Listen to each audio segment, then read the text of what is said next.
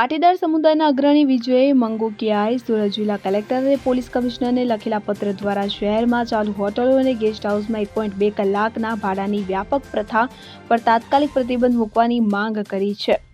આ પ્રથા સામાજિક અને નૈતિક મૂલ્યોને ધરખમ કરતી હોવાનું જણાવતા મંગુકિયાએ આવા સ્થળોના લાયસન્સની પુનઃ ચકાસણી કરીને જરૂરી ન હોય તો તેને રદ કરવાની ભલામણ કરી છે। મંગુકિયાના પત્રમાં વધુમાં કહેવામાં આવ્યું છે કે પોલીસ અને સ્થાનિક વહીવટી અધિકારીઓએ આવા સ્થળો પર નિયમિત દેખરેખ રાખવી જોઈએ અને જાગૃતિ અભિયાન શરૂ કરીને સમાજમાં જાગૃતિ ફેલાવવી જોઈએ। આ પ્રથા ગુનાઓને પ્રોત્સાહન આપે છે અને મહિલાઓ તથા યુવાઓની સુરક્ષા માટે જોખમ છે તેવું તેઓએ ઉલ્લેખ કર્યો છે। સુરત જેવા વેપારી કેન્દ્રમાં આવી પ્રવૃત્તિઓ શહેરના સ્વચ્છ ચિહ્નને નુકસાન પહોંચાડે છે। આ મુદ્દા પર વિજય મંગુકિયાએ કહ્યું કે આ પ્રથા અમારી સંસ્કૃતિ અને મૂલ્યો વિરુદ્ધ છે। સરકારે તાત્કાલિક કાર્યવાહી કરીને આને રોકવું જોઈએ જેથી સુરત એક સુરક્ષિત અને સ્વચ્છ શહેર બની રહે અને આ પત્ર પ્રાપ્ત થતાં કલેક્ટર અને પોલીસ કમિશનરની ટીમ આ મુદ્દાની તપાસ શરૂ કરી દીધી છે। સમાજના વિવિધ વર્ગોમાંથી આવા માંગને સમર્થન મળી રહ્યું છે જે શહેરી વહીવટને કાર્યરત બનાવવાનો પડકાર છે। આજે સુરત પોલીસ કમિશનર સાહેબશ્રીને રૂબરૂ મળી અને વરાછા, મોટા વરાછા, કતારગામ, અલથાણ, ભટાર આવા વિસ્તારોની અંદર જે રહેણાંક જે ગીચ વિસ્તાર છે જે જ્યાં લોકો ખૂબ મોટી સંખ્યામાં મોટી માત્રામાં રહે છે એવા વિસ્તારોની અંદર જ્યારે હોટલો જે ગેસ્ટ હાઉસો ચાલી રહ્યા છે અને બિનઅધિકૃત રીતે કોઈ પણ પ્રકારની પરવાનગી નથી એવા ગેસ્ટ હાઉસો ચાલી રહ્યા છે તેની અંદર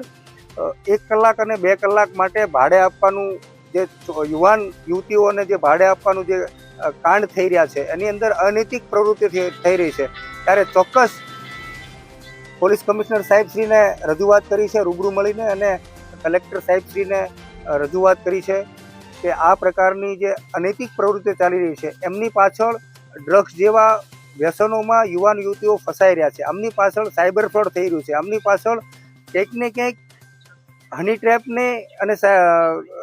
જેવા મોટી ઘટનાઓમાં યુવાન યુવતીઓને ફસાવી રહ્યા છે। ત્યારે ચોક્કસ ભાગેડું જે લગ્નમાં માતા પિતાની સહીનો જે મુદ્દો છે એમાં આમાં ક્યાંક ને ક્યાંક એ પણ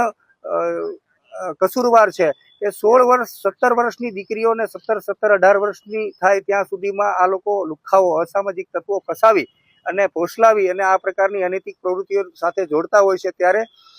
સદંતરપણે સડનલી આ નવરાત્રિ ચાલી રહી હોય, હમણાં ગણપતિ ઉત્સવ ગયો ત્યારે અત્યારે ચોક્કસ અમારી પાસે કેટલાક પુરાવાઓ છે કે એમની અંદર અત્યારે ભરચક ચાલુ હોય અને ફૂલ હાઉસફુલ હોય, તમે અત્યારે કોઈ રૂમ માગો તો અત્યારે નવરાત્રિના ટાઈમમાં કોઈને તમને રૂમ નહીં મળે એવી પરિસ્થિતિમાં કમિશનર સાહેબશ્રીને રૂબરૂ મુલાકાત કરી રૂબરૂ રજૂઆત કરી છે કે સાહેબ આ પ્રકારની અનૈતિક અને અનિષ્ટ પ્રવૃત્તિઓ સડનલી સુરત શહેરની અંદર બંધ થાય અને લોકોને આમાંથી મુક્તિ મળે। સુનિલ ગાંજાવાલા સાથે CN24 ન્યૂઝ સુરત। હવે જુઓ દેશ દુનિયાની તમામ ખબરો તમારી આંગળીના ટેરવે। ઉઠાવો મોબાઈલ અને Google Play Store પરથી ડાઉનલોડ કરો અમારી CN24 ન્યૂઝ મોબાઈલ એપ।